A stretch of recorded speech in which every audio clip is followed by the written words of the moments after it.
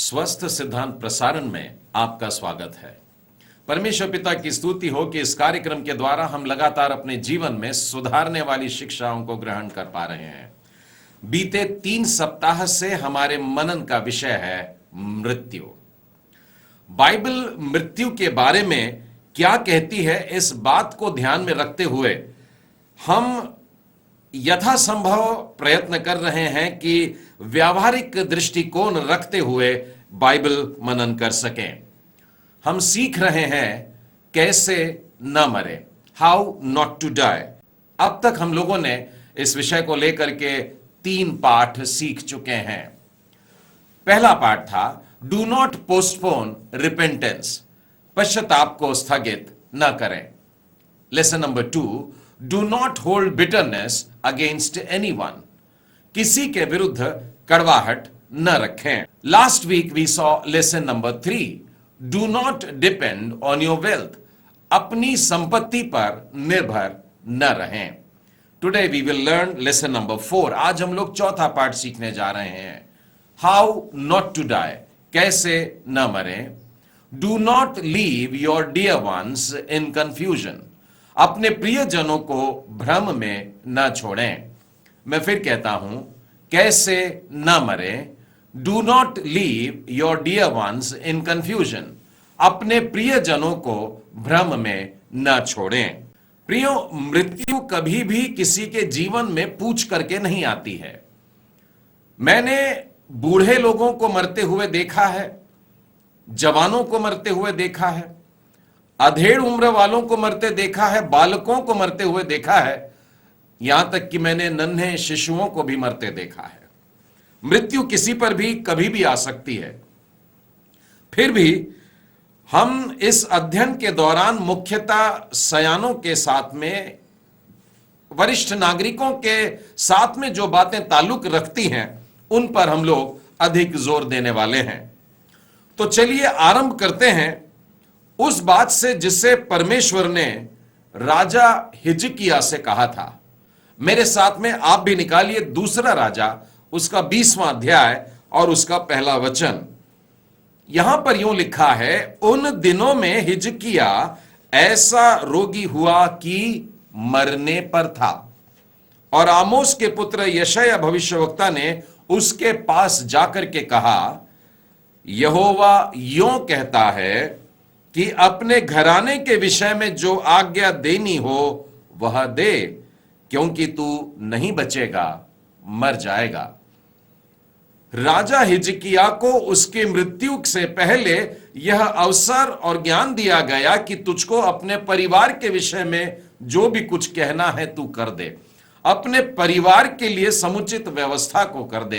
प्रियो, आज का पाठ यही कह रहा है कि कैसे नहीं मरने का है। इस संसार में हम सारी बातों को व्यवस्थित रख के जाए, और उनमें से एक है कि अपने प्रियजनों को भ्रम में नहीं छोड़ना चाहिए। संभव है कि आपको हिजकिय्याह के समान कोई बड़ी बीमारी नहीं है, हो सकता है आपको कोई जानलेवा बीमारी नहीं है, फिर भी यह संदेश हर उस व्यक्ति के लिए है जो अपने जीवन के अब उतार वाले भाग में बढ़ने लगा है। आइए अपने परिवार की समुचित व्यवस्था करना सीखते हैं। पहली सलाह जो दे रहा हूं वो है कि आप अपने पीछे के लिए इच्छा पत्र लिख दें, राइटिंग योर विल। मृत्यु के बाद यह इच्छा पत्र बड़ा महत्वपूर्ण होता है।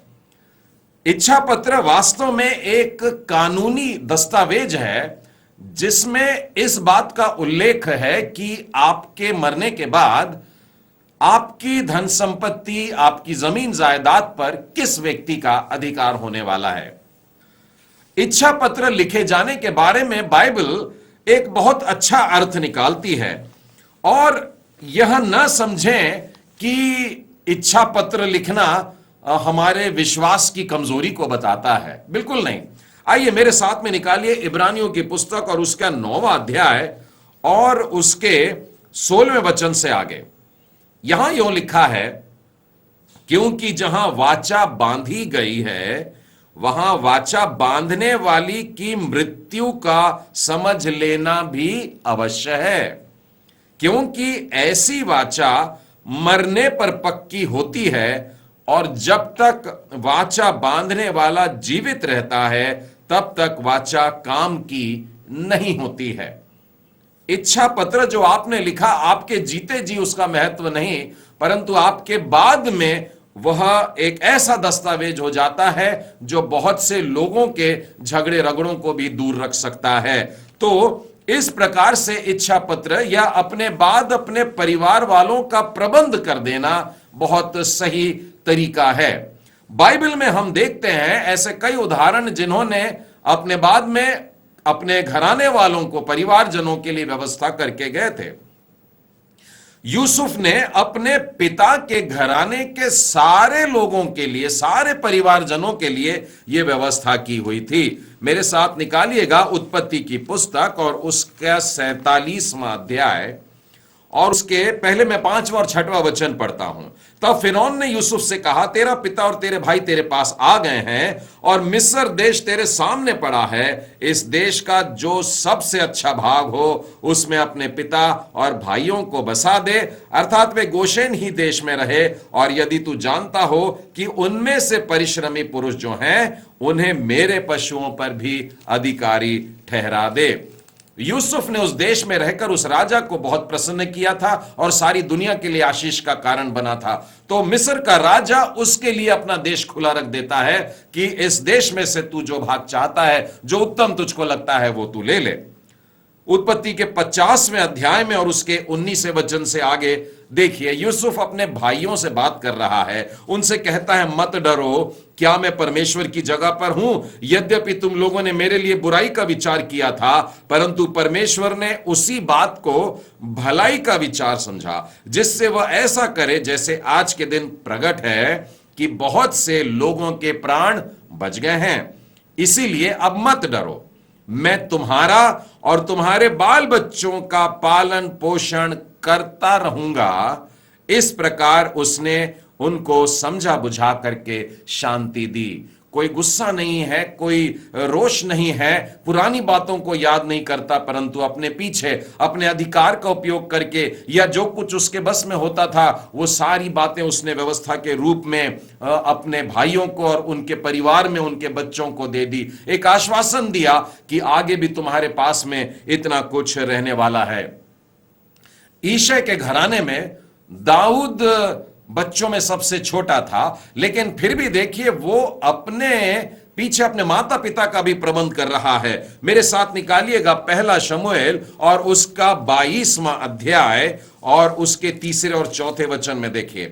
वहां से दाऊद ने मोआब के मिस्पा को जाकर मोआब के राजा से कहा, मेरे पिता और माता को अपने पास तब तक आकर रहने दे जब तक कि मैं ना जानूं कि परमेश्वर मेरे लिए क्या करेगा। और वह उनको मोआब के राजा के सम्मुख ले गया, और जब तक दाऊद उस गढ़ में रहा तब तक वे भी उसके पास रहे।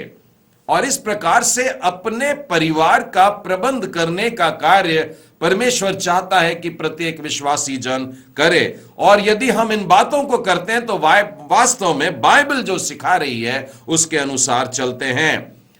नए नियम में अगर आप देखें तो पौलुस प्रेरित भी इस बात को बड़े स्पष्ट शब्दों में लिखते हैं। 2 कुरिन्थी और उसके 12वें अध्याय में और उसके 14वें वचन से आगे यूं लिखा है, क्योंकि बच्चों को माता पिता के लिए धन बटोरना नहीं चाहिए, पर माता पिता को बच्चों के लिए। यहां पर स्पष्ट लिखा हुआ है कि माता पिता से, पालकों से यह समझा जाता है, यह बात अपेक्षित है कि अपने बच्चों के पालन पोषण के लिए पर्याप्त व्यवस्था रखे, और यहां तक कि उनके चले जाने के बाद भी वे अच्छे से अपना जीवन चला सके, व्यतीत करें, इस बात का ध्यान रखें। प्रियो, इच्छा पत्र लिखते समय किसी बात का पक्षपात न करें। मेरा कहने का मतलब बेटा और बेटी से है। ऐसा ना हो कि आपने बेटे को ज्यादा दे दिया और बेटी को कम दिया, दोनों को बराबरी से दीजिएगा। और यदि संभव हो तो अपनी बेटियों को भी ज्यादा दे सकते हो, क्योंकि हम समाज में अक्सर पाते हैं कि बेटियां सताई जाती हैं, उनके पास उनके सहारे के लिए अगर आप 2 पैसा ज्यादा देते हैं तो मैं समझता हूं उत्तम करते हैं। अपने इच्छा पत्र में परमेश्वर के राज्य को भी स्मरण रखें। केवल अपनी संपत्ति को लेकर अपने बच्चों में ही पूरा ना बांट दें, परंतु परमेश्वर के राज्य के लिए, उसके सुसमाचार प्रचारकों के लिए, घूम फिर करके बांटने वालों के लिए, गरीब मोहताजों के लिए भी आप अपनी संपत्ति का हिस्सा दें। मैं अपने जीवन में से भी यह बताना चाहता हूं कि मैंने अपनी बेटी के लिए 1/3 संपत्ति रख दिया है, अपनी संतान के लिए केवल 1/3, और पहले ही परमेश्वर के राज्य के लिए 2/3 संपत्ति दे दिया है, जो प्रचार करते हैं ऐसे लोगों के लिए और ऐसी संस्थाओं के लिए जो परमेश्वर के नाम में गरीबों की सेवा कर रही हैं, विधवाओं की सुधि लेती हैं, अनाथों की देखभाल करती हैं, उन लोगों के लिए। बच्चों को आप इतना अवश्य दें कि वे अपने पैरों पर खड़े होने के लिए कुछ शुरू कर सकें, लेकिन बहुत सारा भी मत दे दीजिए कि वे आलसी हो जाएं। उन्हें मेहनत करके आगे को अपनी कमाई करने दें। यदि आपके पास में जमीन के टुकड़े हैं तो उनमें से एक जमीन का टुकड़ा भी ऐसी संस्थाओं को जो सेवा कार्य में लगी हैं, जो मिशनरी कार्यों में लगी हुई हैं, उनके दफ्तर के लिए, उनके कार्यों के लिए भी आप अपने जमीन का एक टुकड़ा लिख करके दे सकते हैं। कहीं ऐसा ना हो कि परमेश्वर के द्वारा जो संपत्ति आपको प्राप्त हुई है, आपके बाद ख्रिस्त विरोधी उन बातों को हड़प ले और आपके घर वालों से छीन ले। अपने इच्छा पत्र को लिखने में देरी मत करिएगा, उस बात को सरकाइए मत, स्थगित मत करिए। जो संपत्ति और जो आशीष बांटी जानी है कभी कभी बड़ी मुसीबत खड़ी कर देती है अगर उनके बारे में देरी की गई हो। मैं आपको इसहाक के जीवन से बताना चाहता हूं। मेरे साथ में आइए उत्पत्ति के 27वें अध्याय में, पहला और दूसरे वचन से आपको अंदाज आ जाएगा। जब इसहाक बूढ़ा हो गया और उसकी आंखें ऐसी धुंधली पड़ गई कि उसको कुछ सूझता न था। कौन देख रहा है, सामने कौन खड़ा है, समझ में नहीं आ रहा, धुंधला पड़ गया। तब उसने अपने जेठे पुत्र एसाव को बुलाकर कहा, हे मेरे पुत्र। उसने कहा, क्या आज्ञा? उसका जो बड़ा बेटा था वो शिकारी था। उसने अपने बेटे को पास में बुलाकर कहा, मुझे कुछ अच्छा सा शिकार ला करके एक बढ़िया, बहुत अच्छा लजीज खाना खिला दे, और फिर उसके बाद मेरा जी बहुत खुश हो जाएगा और मैं तेरे को बहुत सारी आशीष दे दूंगा, क्योंकि मेरे मरने का दिन निकट है। मालूम नहीं किस दिन मर जाऊं, तुझको आशीष देकर जाना चाहता हूं। अब देखिए, उसने इतना स्थगित कर दिया था ये आशीष देने की बात को कि उसके आंखों के धुंधलापन या सुनने में सारी बातें उसको कमजोर बना रही थी। और इस घटना के बाद जो होता है आप जानते हैं कि उसके साथ धोखा हो जाता है, और जो आशीष वो इस बेटे को देना चाहता था वो दूसरे के पास में गई। आप पूरा अध्याय पढ़िएगा। कभी कभी थोड़ी परेशानी होती है, लेकिन आप समझ जाएंगे कि आपके बुढ़ापा आने से पहले ही यदि आप इन बातों का प्रबंध कर देते हैं कि आपके बाद में आपकी धन संपत्ति, आपकी आशीषें किस तरीके से बांटी जाए, तो आगे चलकर समस्याएं नहीं होती है। दूसरी सलाह मैं आपको देना चाहता हूं वो ये है कि अपने परिवार के सदस्यों को रिश्तेदारी पर भी मार्गदर्शन दीजिएगा। Give guidance to family members about relationship. मैं आपको सुसमाचार में ले चलता हूं और प्रभु यीशु के जीवन से एक उदाहरण देना चाहता हूं। यूहन्ना रचित सुसमाचार उसका 19वां अध्याय, और मैं 25वें वचन से आगे पढ़ता हूं। आप इस तस्वीर को अपनी आंखों के सामने लेकर आइए। प्रभु यीशु को क्रूस पर चढ़ाया जा रहा है और वो क्रूस पर वहां है, और सामने कुछ दूरी पर कुछ बहनें खड़ी हैं। लिखा है, यीशु के क्रूस के पास उसकी माता की बहन क्लोपास की पत्नी मरियम और मरियम मगदलीनी खड़ी हैं। ये 4 स्त्रियों को वो अपनी आंखों के सामने कुछ दूरी पर देख रहा है।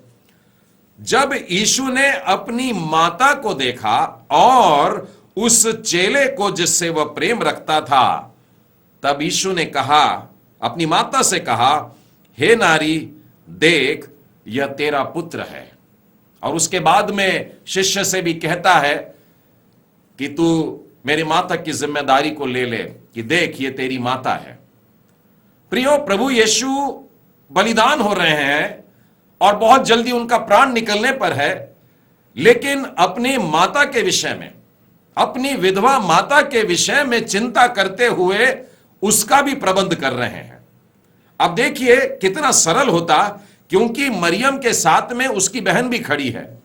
यीशु देख रहे हैं कि मेरी मौसी सामने खड़ी है और मौसी भी उसको सहारा दे सकती है, लेकिन फिर भी एक पुरुष का सहारा, एक बेटे का सहारा जब मां को मिलता है तो आज के समाज में एक अलग बात होती है। और इसीलिए उसने उस शिष्य से कहा कि देख, ये तेरी माता है। प्रभु यीशु ने भी इस प्रकार से अपने जाने से पहले अपने परिवारजनों का प्रबंध करके गया। एक और महत्वपूर्ण बात आपसे कहना चाहता हूं, अपने जीवन साथी को पुनः विवाह कर लेने की सलाह मत दीजिएगा। आपके बाद में यह उसका अपना निर्णय होगा, यह उसे ही लेने दीजिए।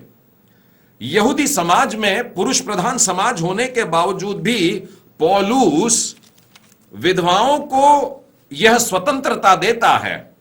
देखिए मेरे साथ में निकालिए पहला कुरिन्थी उसका 7वां अध्याय और उसके 39वें वचन में यूं लिखा है, जब तक किसी स्त्री का पति जीवित रहता है तब तक वह उससे बंधी हुई है, परंतु यदि उसका पति मर जाए तो जिससे चाहे विवाह कर सकती है, केवल प्रभु में। किसी पुरुष के मर जाने के बाद में उसकी पत्नी किसी और से, लेकिन केवल प्रभु में विवाह कर सकती है, लेकिन यह उसका अपना निर्णय है। और यदि वो वैसा ही जीवन जीना चाहती है तो प्रभु उसकी सहायता करे और वो पवित्रता के साथ अपना जीवन इस तरीके से बिताए। बाइबल हमें सिखाती है, प्रभु यीशु ने बताया है कि पुनरुत्थित देह में जब हम आते हैं तब इस प्रकार का शादी ब्याह नहीं होंगे। हम लोग मिलकर के सबके साथ में, एक दूसरे के साथ में रहेंगे जरूर। प्रभु यीशु उस समय एक सदूकी से बात कर रहे थे। मत्ती रचित सुसमाचार के 22वें अध्याय में अगर आप देखें तो उसने एक घटना सुनाया, काल्पनिक घटना होगी या उस समय की वास्तव में, कि किसी स्त्री ने किसी पुरुष के साथ विवाह किया, संतान नहीं हुई, वो मर गया। फिर उसके भाई ने अपनी जिम्मेदारी पूरा करना चाहा लेकिन वो भी मर गया। ऐसे करते करते 7 भाई हो गए। तो अब वो सदूकी पूछ रहा है, सदूकी देखिए पुनरुत्थान पर विश्वास नहीं करते हैं और चालाकी से ये प्रश्न यीशु के सामने रखना चाह रहे हैं कि पुनरुत्थान हो जाने के बाद में ये स्त्री इन 7 में से किसकी पत्नी होगी। प्रभु यीशु ने बहुत सरल शब्दों में बोल करके बताया है कि तुम बड़े भूल में पड़े हुए हो, पवित्र शास्त्र और परमेश्वर की सामर्थ को क्या नहीं समझते? क्योंकि जी उठने पर वे न विवाह करेंगे और न विवाह में दिए जाएंगे, परंतु स्वर्ग में परमेश्वर के दूतों के समान होंगे। तो आगे चल के हमारे स्वर्गिक जीवन में इस प्रकार की बातें नहीं है शादी ब्याह की। एक और बात कहना चाहता हूं कि यदि आपके बच्चे शादी की उम्र के होने लगे हैं तो उन्हें यह सामान्य मार्गदर्शन अवश्य दें कि अपने जीवन साथी को ढूंढने में किस बात को ध्यान में रखें। अपने इन बच्चों को किसी तानाशाह के समान यह ना कह दें कि इसी व्यक्ति विशेष के साथ में आपको शादी करना होगा। साथ ही मैं यह भी कहना चाहूंगा, यदि आपके बच्चों को सेवकाई के लिए मिशनरी कॉल है तो उनसे यह मत कहिएगा कि नहीं नहीं नहीं, अभी मैं मरने पर हूं, बीमार हूं, मर जाऊंगा, मेरे को गाड़ देना, उसके बाद में जाना। यदि प्रभु ने आपके बच्चों को आवाज दी है तो उन्हें परमेश्वर के कार्य के लिए बढ़ने दीजिए। मैं आपको लूका रचित सुसमाचार के 9वें अध्याय से एक बात सुनाता हूं। एक बार यीशु ने एक जवान से कहा, मेरे पीछे चल। उसने उत्तर में कहा कि हे प्रभु, मुझे पहले जाने दे कि मैं अपने पिता को गाड़ दूं। लूका के 9वें अध्याय में 60वें वचन में यीशु ने उससे कहा, मरे हुओं को अपने मुर्दे गाड़ने दे, पर तू जाकर के परमेश्वर के राज्य का सुसमाचार सुना। तीसरी बात जो आपसे कहना चाहता हूं मित्रों, वो यह है कि अपने घर के सही प्रबंध में करने में यह बात भी शामिल है कि आप अपनी मृतक देह के बारे में भी निर्देश अपने परिवारजनों को दें। इन दिनों में हमारे शरीर के भिन्न भिन्न अंगों का प्रत्यारोपण होता है, ऑर्गन ट्रांसप्लांट होते हैं। आजकल की तकनीकें इतने बढ़ गई हैं कि एक शरीर से लिवर निकाल के, जिगर निकाल कर, गुर्दे निकाल कर, किडनी का भी अलग अलग भागों का प्रत्यारोपण करते हैं ताकि मरने वाला व्यक्ति या जो मर चुका है हाल ही में अभी अभी, उसके शरीर से निकालकर किसी दूसरे व्यक्ति को दिया जाए तो उसमें भी जीवन आ जाता है। अब मुझे यह बताइए कि इस बात में क्या तुक है कि आपका यह शरीर इन अच्छे अंगों के साथ में जमीन में गाड़ दिया जाए कि मिट्टी बन जाए, जबकि आपकी आंखें किसी दो अंधों को दी जा सकती हैं उनके अंधकार को मिटाने के लिए और उनके जीवन में उजाला लाने के लिए। आप समझते हैं परमेश्वर ने मुझे कोई दान नहीं दिया कि मैं कोई आश्चर्य कर्म करूं, लेकिन प्रिय भाई मैं आपसे कहता हूं, प्रिय बहनों आपसे कहता हूं, प्रभु यीशु मसीह पर विश्वास करने वाले हर एक से कहता हूं कि आप अब भी एक आश्चर्य कर्म कर सकते हैं, और वो ये है कि किसी अंधों के लिए अपनी आंखों को आप दान कर दीजिए और देखिए कि आपके बाद भी आपकी आंखें दुनिया को देखेगी। पवित्र शास्त्र पढ़ने के लिए आंखें होंगी और परमेश्वर की बनाई सृष्टि के लिए आप आंखों को देते हैं। आप अपने इन अंगों के लिए कोई अच्छे भरोसेमंद एजेंसी के साथ में दर्ज करा ले, अस्पतालों में जाके दर्ज करा ले और अपने परिवारजनों को बता दीजिए अपनी इच्छा के बारे में, और यदि आपकी मृत्यु हो जाती है तो तुरंत आप लोगों को क्या करना चाहिए इस बारे में बता दीजिए। और तब बहुत सारी बातें ऐसी जो लोगों के लिए आशीषमय होंगी नजर आती है, क्योंकि मैं जानता हूं मिट्टी में मिलकर के बाइबल कहती है कोई तेरी स्तुति नहीं कर सकता, लेकिन मिट्टी में जाने से पहले वो सारे अच्छे अवयवों को आप दूसरों के साथ में बांट सकते हैं। एक बार एक बीमार पति ने अपने पत्नी से कहा, यदि मेरी बीमारी इतनी बढ़ जाती है कि केवल अस्पताल की मशीनी यंत्र ही मुझे जिंदा रख रही हैं, तो डॉक्टर से कह देना कि बिजली के प्लग को खींच ले। इसी में बुद्धिमानी है और इसी में सब कुछ कहा जा रहा है। यूथेनेशिया के बारे में क्या विचार हैं?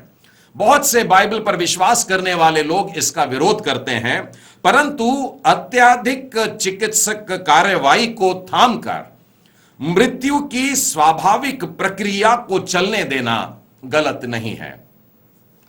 अंतिम संस्कार के बारे में भी, फ्यूनरल के बारे में भी कुछ शब्द कहना चाहता हूं।